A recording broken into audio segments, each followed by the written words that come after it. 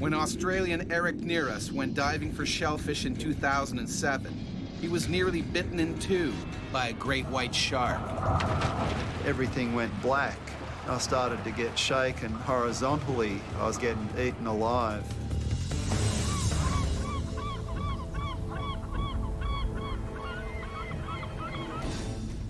The great white shark is top of the food chain. Hardly changed since the dinosaurs, it's the ultimate killing machine. This full-grown shark is now targeting Cape Howe on the south coast of Australia. The strong currents here attract fish, which attract seals, which are the shark's favorite food. It's the rich marine life at Cape Howe that also attracts fishermen to these waters. Eric Nearus is one of them. He specializes in abalone, a large sea mollusk and culinary delicacy. I call myself an underwater labourer. Basically, we crawl around the bottom of the ocean measuring abalone and collecting them. It's a pretty strenuous job. If I don't catch a certain amount of abalone each month, I don't make any money, so I can't pay my bills. To tell you the truth, that day I was only half-heartedly getting ready to go to work. Being school holidays, I could have found something more interesting to do, like take the kids out to a park or the movies and have a family day out. Today, Eric's 16-year-old son, Mark, is joining him. He's working as a deckhand. Mark was only out with me to make a bit of pocket money for himself. He'd only deckied for me about 4 times, so he wasn't actually what you'd call experienced at all. Mark isn't as comfortable as his father in these waters. Every time we've been out before, like, we've seen sharks, and there'll be sharks, like, just fly in front of our boat. I don't know, it was just a morning, like, it was real freaky morning, like, real quiet and, like, no noise or nothing like that. Sort of think to yourself, something's gonna go bad, something's gonna go bad. Mark's intuition is dead on. A hungry great white has returned to these familiar waters, where it hunts its favorite prey, seals.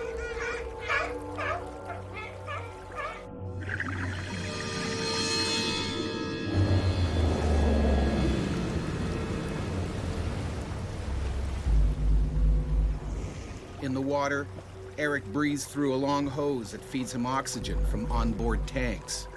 He also wears special clothing. I wore a lead-lined weight vest. It has about 7mm thick lead plate sewed inside it, and it fully covers your back and most of your chest, and that keeps you on the bottoms. Although shark attacks are extremely rare, Eric knows it's a hazard that goes with the job. When you're a diver and you're in, their domain, you've always got that inkling in the back of your mind. I wonder if a shark will show up.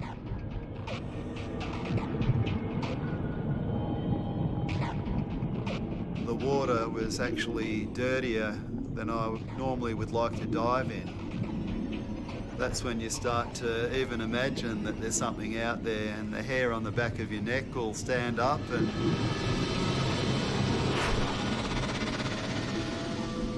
a seal or a school of large fish go past you, and all of a sudden you'll start to think, okay, I wonder if there's something chasing them. Surprise is the great white's best tactic. Stealthily, the hungry animal closes in on its next meal. Seals are very cognizant of sharks being in an area, and it's not unusual to see them haul out under those circumstances. Unlike the seals, Eric hasn't yet picked up on the shark. I sort of wound my way around the boulders and the kelp and just sort of hugged the bottom. And after an hour, I filled up my first bag, and I sent that bag up to Mark.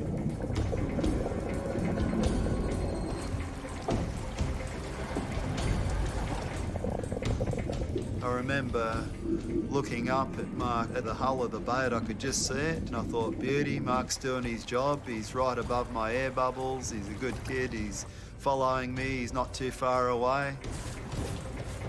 Mark's not sure why, but he can't shake the feeling that something's not quite right. It was just weird, like, and I kept going over the side of the boat and looking down and didn't feel right. Didn't at all.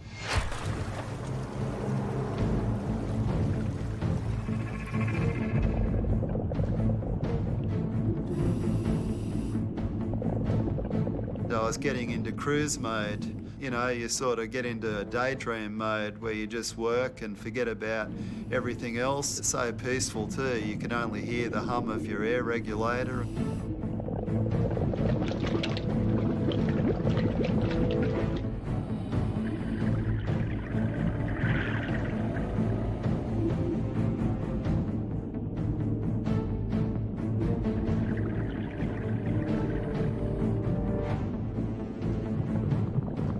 Humans wearing a black wetsuit are doing a pretty darn good job of making themselves look like a seal or a sea lion.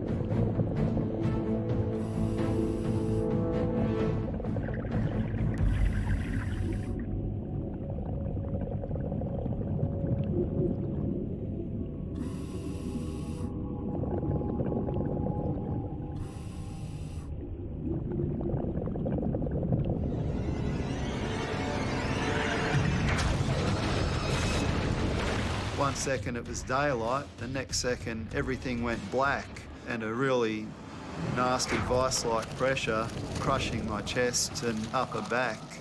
And I wasn't really sure what had actually happened to me. The shark has taken one supersized bite. Eric's head and shoulders are in its mouth. One arm is down its throat. Inside the jaws, I couldn't see any light. It was just all dark there because I was facing the back of his throat. My right arm was actually hanging down the shark's throat. My arm refused to work anymore. It felt like it was broken. The head in a seal is the working end of a critter, and sharks know that much. If they can bite off the head, the rest of it's an easy meal. I'd never experienced anything like this in my whole life. Eric's lead vest has stopped the shark's razor-sharp teeth from slicing him in two, but this only makes the animal more determined. Then I started to get shaken horizontally with a really hard threshing motion. When a shark head shakes, what it's doing is dragging its teeth, especially its upper teeth, through the prey from side to side like this, and sawing through the prey. By thinking, oh, is this the end? Is this what it's like to die? I was actually getting eaten alive.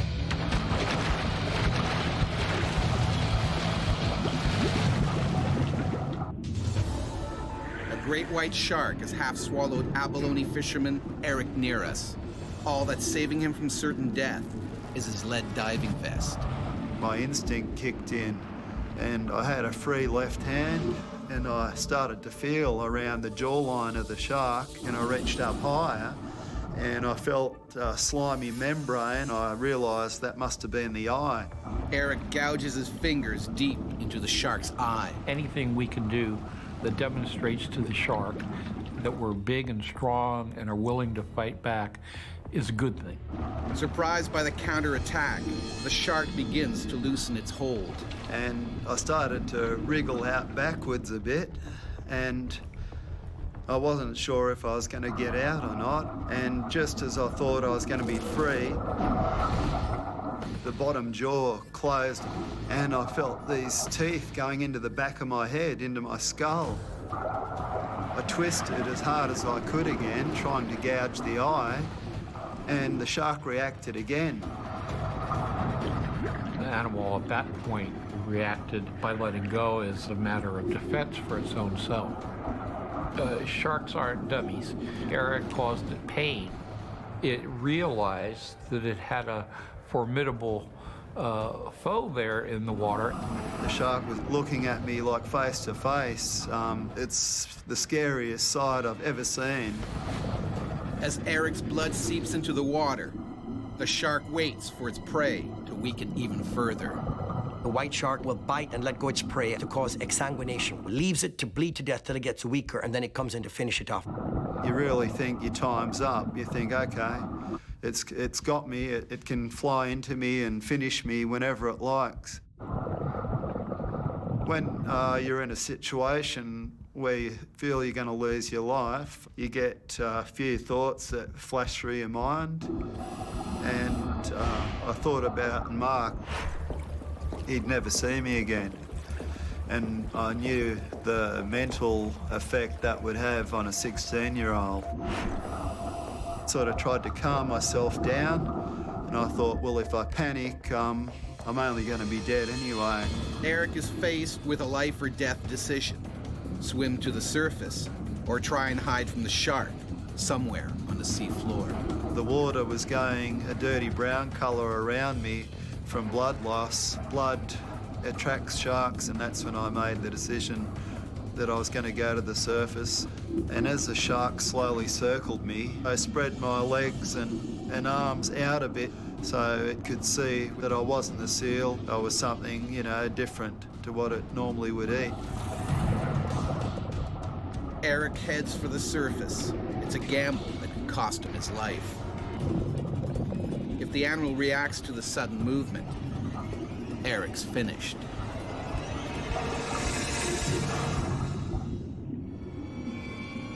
Searching for abalone on the sea floor, Australian Eric near us has been half swallowed by a great white shark.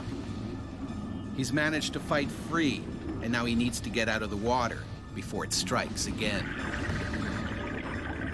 Those marble dolls with the black painted eyes, the glossy black colour, that's the colour of those sharks' eyes, just a dead black. And when you've got those eyes on you and they're only like 1 to 2 metres away, it makes you feel very small indeed. It really had a tough job holding back the fear.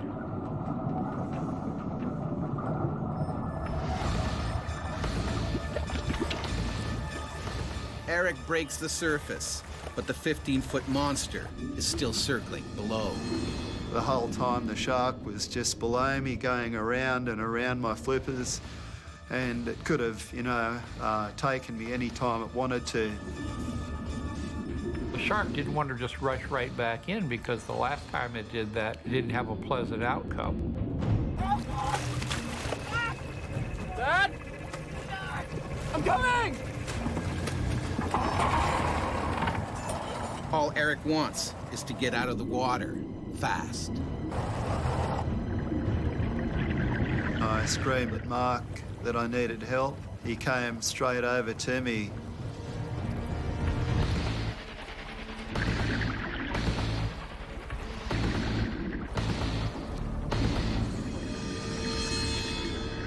Eric makes it out alive, but his wounds are horrific. I suffered a broken arm, a broken nose, 4 teeth went into the back of my skull, and my other teeth marks are in my chest. So thank God for that lead vest, or I wouldn't be here now. Eric tried to return to abalone fishing, but fear kept him out of the water. Now he works on dry land as a security officer. I can't even say how much it hurts still to this day, like, the knowing that I could have lost the best thing in my life, and like, I just don't know how to say it. Like, there's no words that can literally say it. When you've had a narrow escape and you sort of feel you've been given a second chance, it makes a great deal of difference to your life, and all of a sudden you start to appreciate things that you didn't even think about before. We're pretty good mates, young Mark and myself.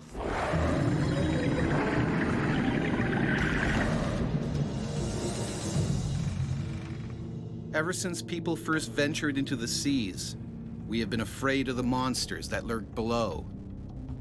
The great white shark has always been the most feared, infamous as a ruthless predator that will kill anything. But the smaller bull shark is actually fiercer. Packed with more testosterone than any other creature on the planet, these naturally bad-tempered sharks can attack their prey in as little as 2 feet of water. When a bull shark bites, almost nothing will make it let go.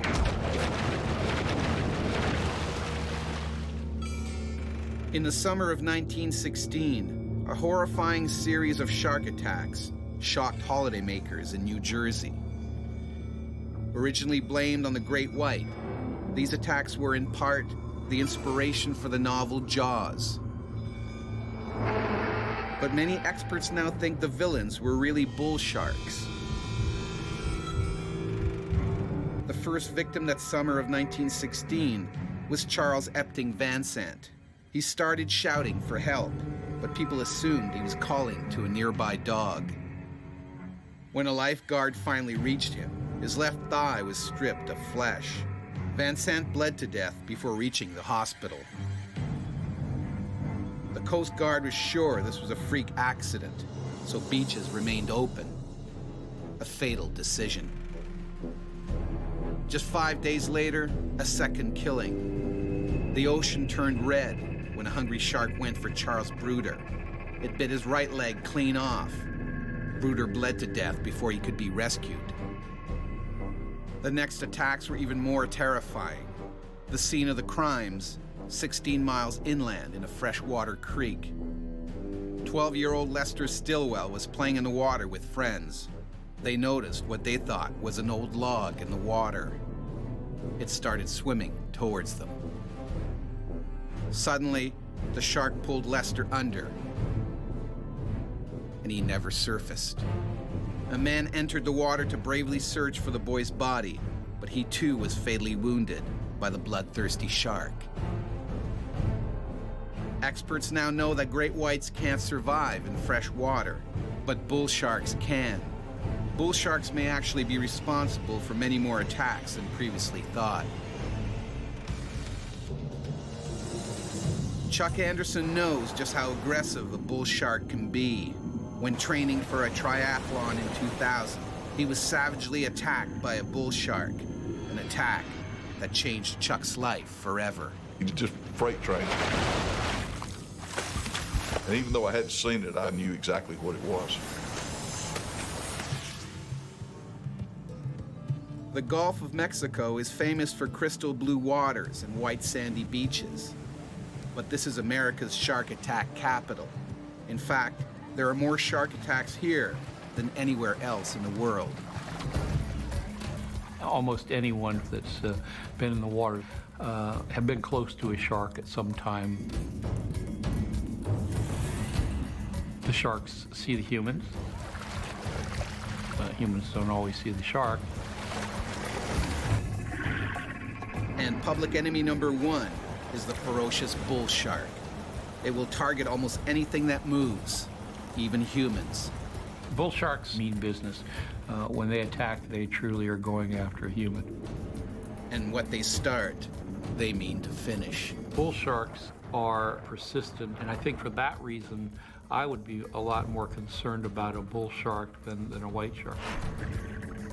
It's early morning, and this bull shark is already on the hunt. It patrols the shoreline because it knows sooner or later something tasty will swim by.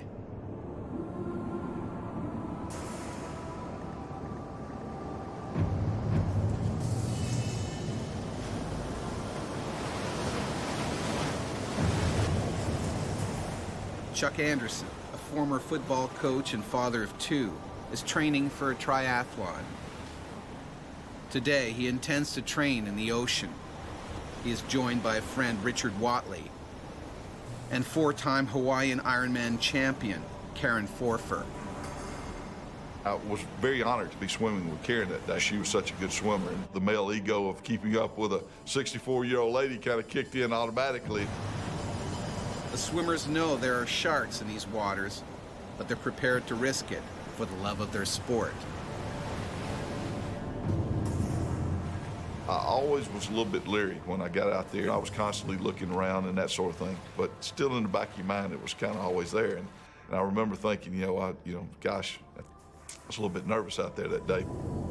Picking up on the erratic movement in the water, the bull shark moves in closer to investigate. Humans are not a natural part of the sea. As a result, we as humans are engaging in provocative acts simply because we splash so much, we make so much noise, we do so many other things that are attractive to sharks. Chuck's friend swims alone in a deeper water, where there is less of an undertow. Karen and Chuck, however, feel safer sticking together closer to the shoreline.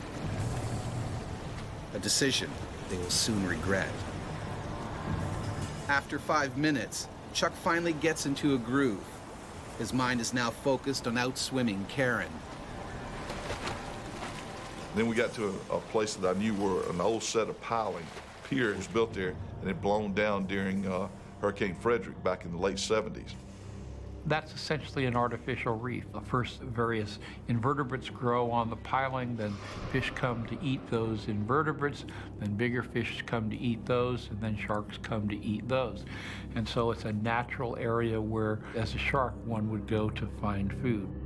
Unwittingly, the swimmers have now entered this shark's natural killing ground. Karen kind of went ahead of me. I'd like to say I was chivalrous and letting her go through the pilings, but actually she was kicking my rear end pretty good. The shark observes his potential meal as the swimmers make their way past the pilings.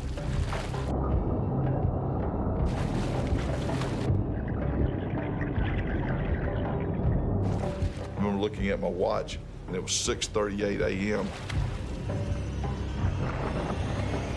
I took 2 more strokes in the water.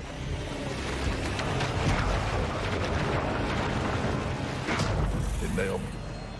Felt like a linebacker getting run over by a fullback. He just freight trained me. He hit me and knocked me out of the water.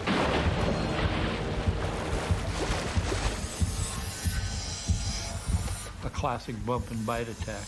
The shark was getting a feel for the size and the power of whatever it was going to bite. And even though I hadn't seen it, I knew exactly what it was. I felt like he knew that I was out there in his territory, and he wasn't very happy about it. My big fear was that there was more than one. There was a school of sharks, and that I was in real trouble.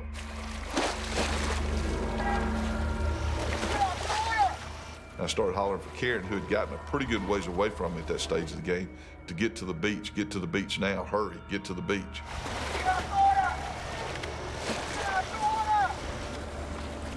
Karen races to shore, but Chuck is too far out. He's on his own. Well, it's a pretty helpless feeling. You know, there was no way I was going to outswim anything that was out there with me. Chuck desperately searches for any sign of the shark. And I was treading water, and I remember looking around on the surface. What Chuck can't see is that the shark is gunning straight for him. I've been a scuba diver before, and when you're down on the bottom, you can see around you. That part of it you can kind of come to grips with and handle because you see what's happening around you. When you're on the surface of the water, I didn't know what I was dealing with. I didn't know where it was coming from.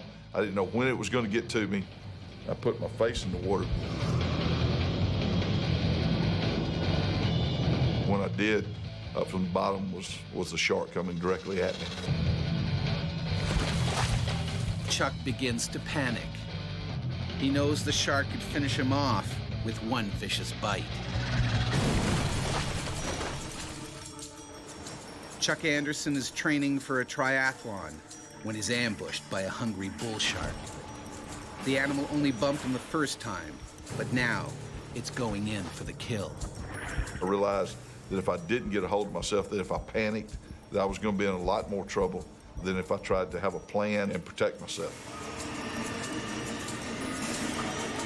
And just instinctively, I threw my hands out to push off of him. Chuck's move is disastrous. Took all 4 fingers off my right hand, just clean as a whistle.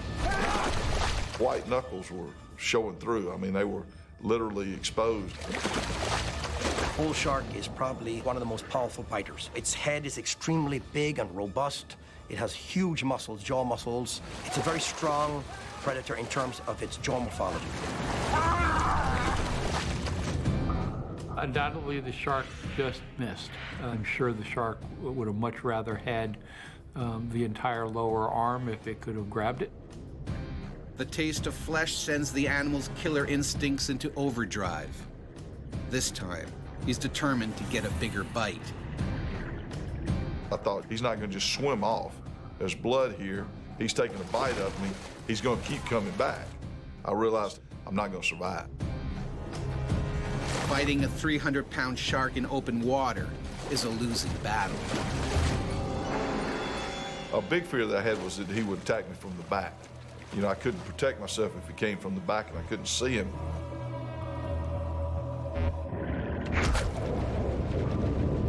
That's when he hit me. And I remember kind of losing a little bit of my breath. He hit me that hard.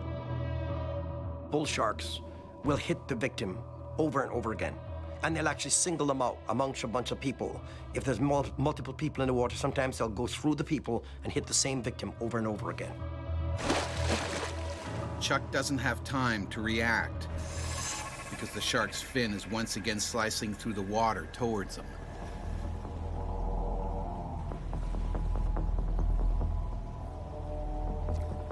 Everything goes in slow motion. You're kind of in a fog, thinking it won't ever end. It's just a strange, eerie type of feeling.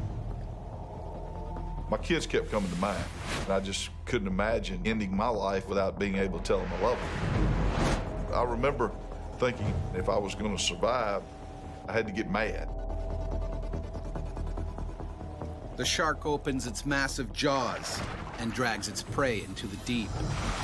As I pushed off of him, he actually latched his mouth onto my right arm and took me immediately down to the bottom, 12, 15 feet of water. He started doing the gnashing, the feeding frenzy, just threw me around on the bottom of the Gulf like I was a rag doll. The shark's only mission is to eat.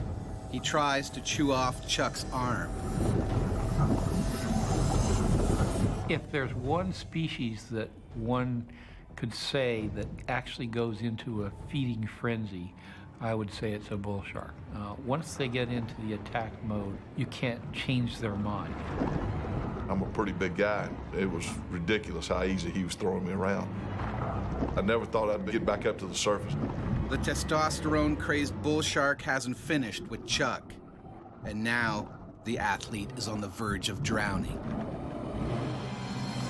A bull shark has viciously attacked triathlete Chuck Anderson. The animal has been thrashing its human prey for over a minute. It was at that stage of the game that me and the good Lord had a conversation, and I asked him to get me up to the surface so I could get a breath of fresh air.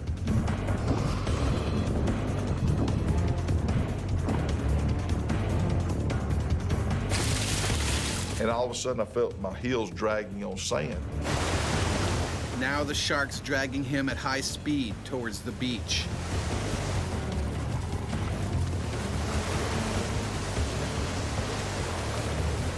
In its determination to eat Chuck, incredibly, the shark drags him onto a sandbar. The swimmer seizes his only chance of survival. He couldn't move. I had my arm in his mouth. I was trying to hold my face away from his mouth so that he wouldn't snap at my face. And it was a real unique feeling as I was hitting him, and I kicked him a couple of times, and I was doing everything I could to get away from him, but it wasn't fazing the shark at all. I mean, I know people say poke him in the eye, but when you're dead in front of a shark and the eyes are on the side, you know, I couldn't see his eyes, and being on the surface, that type of thing, I didn't have time to collect my thoughts to, okay, let's poke him in the eye. Or most of it's instinctive, and my instinct was to hit him and kick him and that sort of thing, trying to get away. I couldn't get my arm out of his mouth by pulling, so I worked it up and down twice and jerked real hard. And when I did, it completely degloving my arm. A hand popped off in his mouth.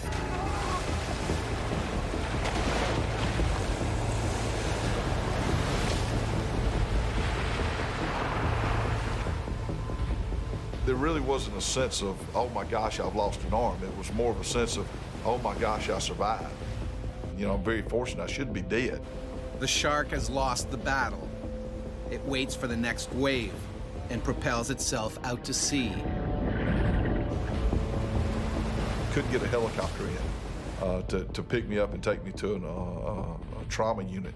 And so I remember one paramedic turned to the other one and said, man, if we don't get him to the hospital in the next few minutes, he's gonna die. And I thought, whoa, time out, hang on, that's not an option here now. I thought I was fine. And the guy said, Coach, you're blue, you're losing blood, we can't stop the bleeding. If we don't hurry up and get you to a hospital, you're in real trouble. And I thought that was the first time that I really had time to think about the fact that I might die. And that was a real scary moment. Chuck is rushed to the hospital, where what remains of his arm is amputated at the elbow. I was halfway to the hospital before I ever really came to grips with the fact that, hey, you don't have a right arm anymore. And I promise you it's not gonna come back.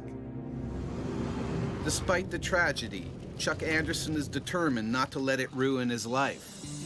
Just 10 months after the attack, the father of two competes in an able-bodied triathlon and wins. My kids were on either side of me, and we crossed the finish line together. And, geez. And I was proud as his dad that I could show my kids, if you work hard enough, you know, you can do whatever you want to do.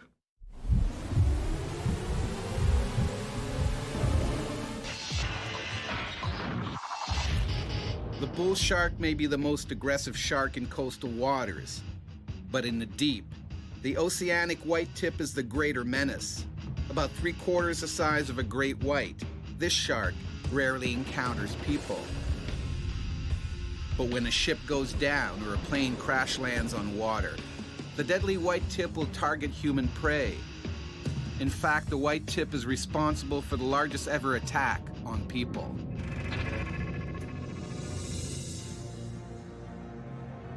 Just after midnight on July 30th, 1945, the Japanese torpedoed the USS Indianapolis.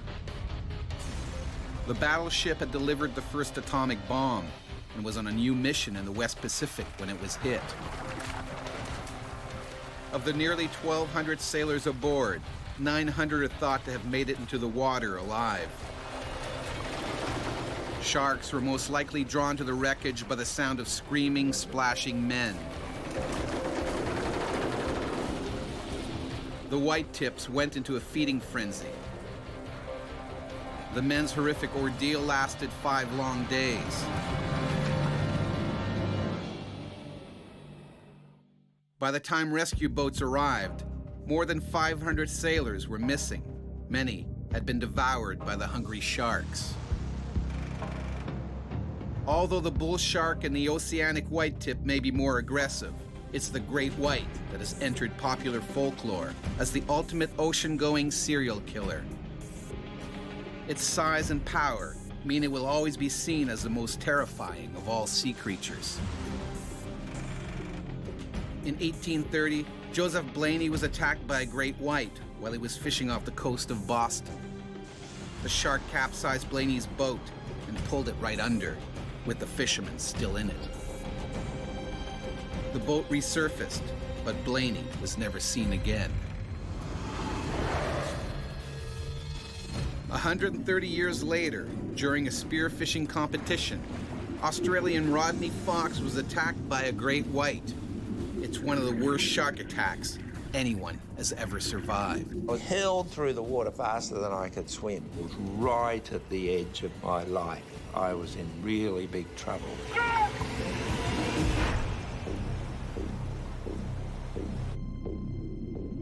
This great white shark is swimming the waters of South Australia, looking for food.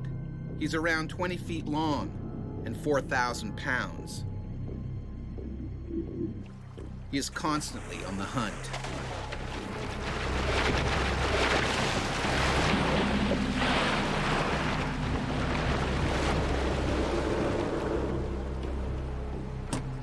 And as Rodney Fox knows, it will eat almost anything that moves. December the 8th, 1963, at 1 o'clock in the afternoon, is a time I will never, never forget. Changed things in my whole life forever. Today, it's Rodney's chance to retain his crown as South Australian spearfishing champion. He's been training hard and determined to win. despite the choppy water. The weather wasn't very nice. It was a little bit windy, but it was something I had worked for. I had done so many deep diving and exercises, and I'd practiced holding my breath, and I'd made 2 beautiful spear guns. Rodney is aware of the risks. 18 months earlier in this bay, his friend was attacked by a shark, which bit deep into his leg. The word shark was sort of out there in the background with hell and death and devil and things like that. I was well aware that I could actually be attacked, but of course I didn't believe that it would be me. The winner today will be the person who catches the largest number of different species in a 5-hour period.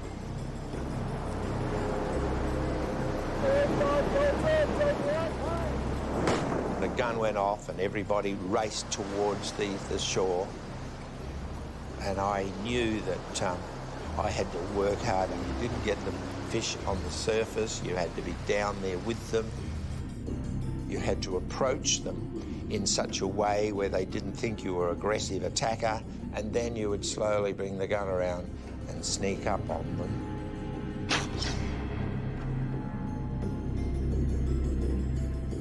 Rodney isn't reckless.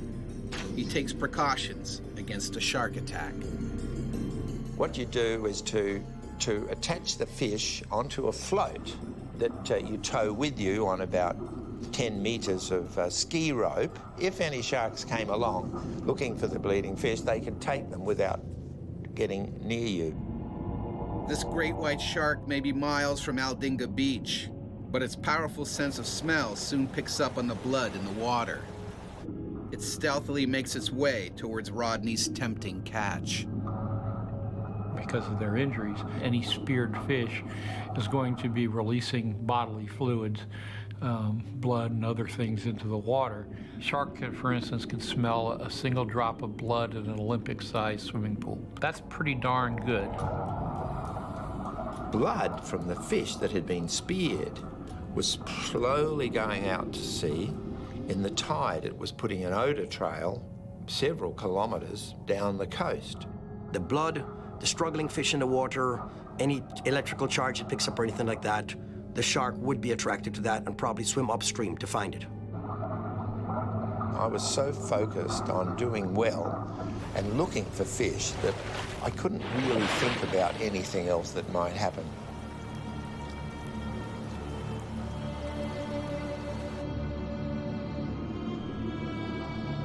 I got a fairly large boarfish, which was really a prize fish and gave high points. And I thought, it could be a lucky day today.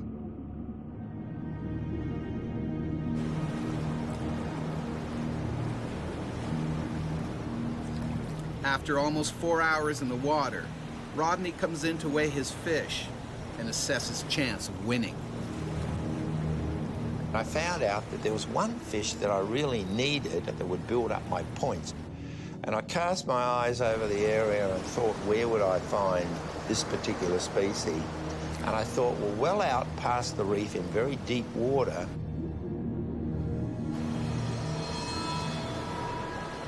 Rodney heads back into the ocean, past the reef.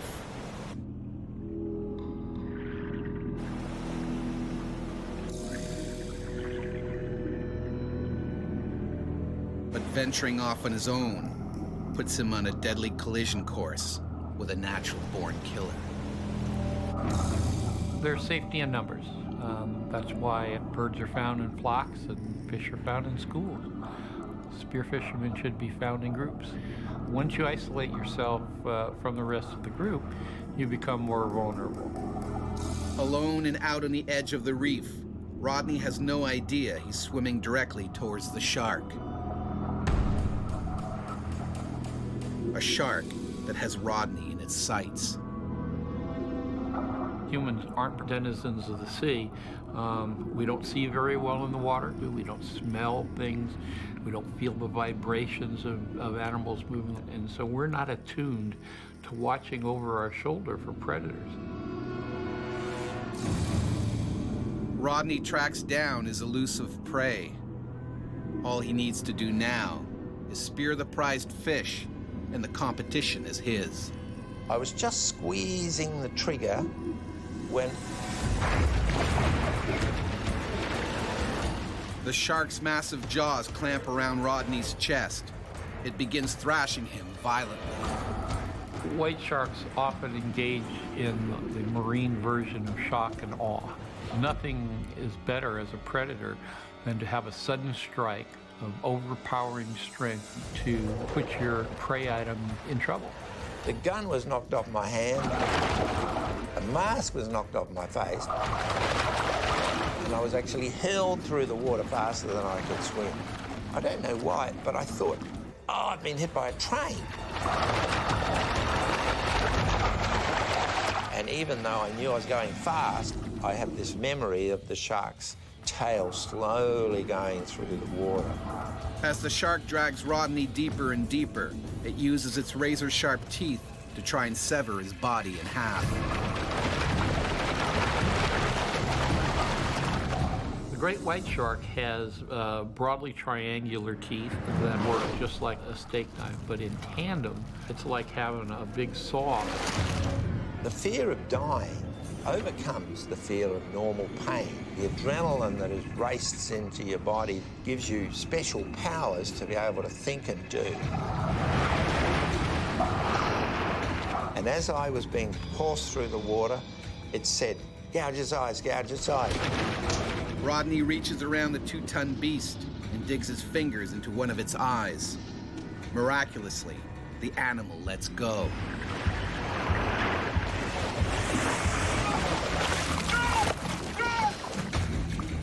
But it has no intention of giving up on a spear fisherman. Gouge the eyes or the gills of a shark, and that is probably not what the shark would expect. So the texture, the taste, the response, everything is not what they expected. The animal abandons the attack at that point, not quite sure what it is. Doesn't mean they won't come back. The fear was unbelievable. It was right at the edge of my life. I was in really big trouble. I knew I may not make it, but it never occurred to me to give up. Just keep fighting. Rodney looks down into the deep. And a picture that stays with me now is of this bright red water, which is my blood, and this great big head coming up from down below with those big triangular teeth towards me. And I thought, what can I do? What can I do? I have nothing to protect myself. I'm gone, I'm gone.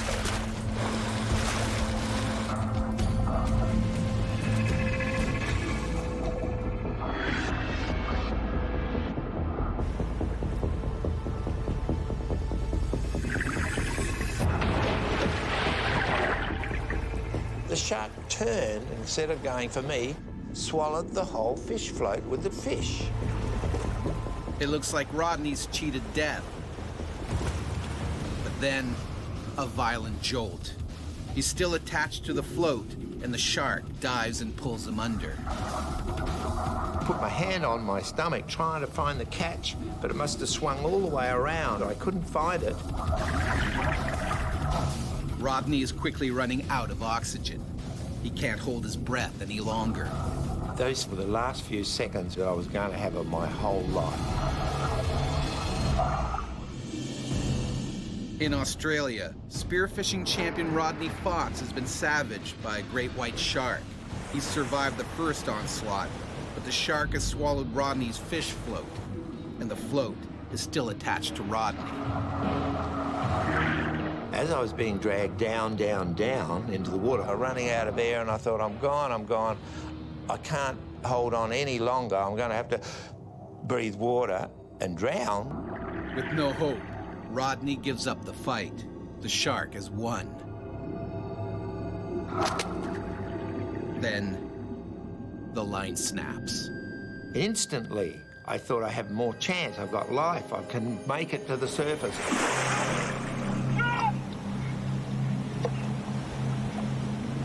Rodney has to get out of the water before the shark returns for more.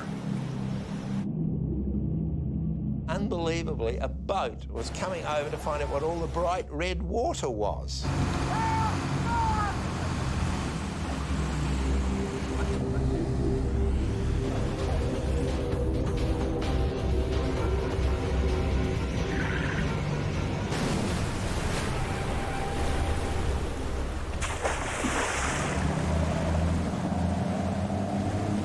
Rodney has only just escaped with his life, but his injuries are horrific.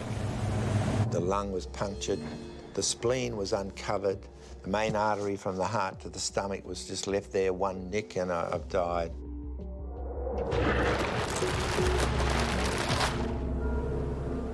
Rodney has cheated death, but before long, the champion spear fisherman returns to the water. Sharks came at all angles from me. The little glistenings of the water turned into sharks. And I remember saying to myself, if you don't control this, Rodney, you're going to be no good. And I had to shake my head and get rid of the sharks and turn them back into little glistening things again.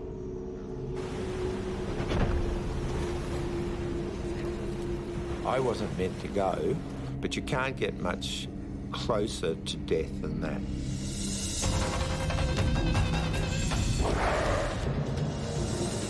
There are over 375 species of sharks swimming the world's oceans. But despite their fearsome reputation, only 4 target humans. Shark attacks are very rare. Fatalities, more so. But when a killer shark has us in its sights, it's the shark that rules the ocean.